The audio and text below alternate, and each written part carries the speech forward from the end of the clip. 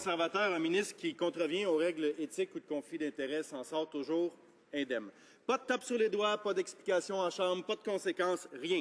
La commissaire à l'éthique l'a d'ailleurs bien remarqué et c'est pourquoi elle exige maintenant le pouvoir d'imposer des amendes. Des pouvoirs accrus auraient peut-être eu un effet dissuasif sur leurs récidivistes, comme le ministre de l'Industrie, qui n'est pas rendu à une, ni à deux, mais à 3 enquêtes.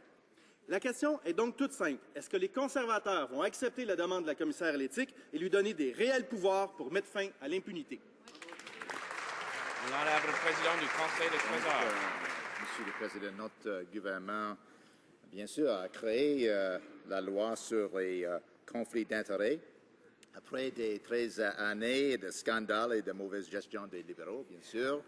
Je peux dire à cette Chambre que nous comptons étudier les recommandations de la commissaire de l'éthique lorsque cet examen sera terminé. L'honorable député de Rosemont, la Petite-Patrie.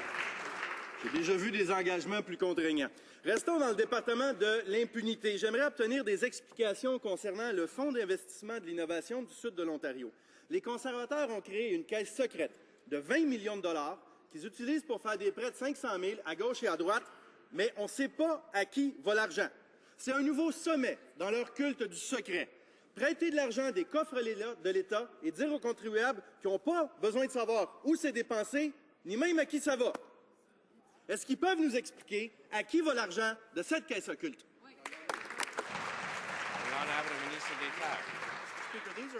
Monsieur le Président, ce sont des chefs d'entreprise locaux qui créent des possibilités économiques pour leur communauté. Avant de recevoir du financement de projets, chaque réseau doit démontrer qu'il satisfait aux lignes directrices en matière de gouvernance, d'administration interne et de processus de sélection pour garantir non pas que le projet va réussir, mais bien sûr pour respecter l'argent des contribuables. Ce sont des sociétés de développement qui existent depuis plus de 20 ans et qui ont montré qu'elles réussissaient à créer de l'emploi et de la croissance.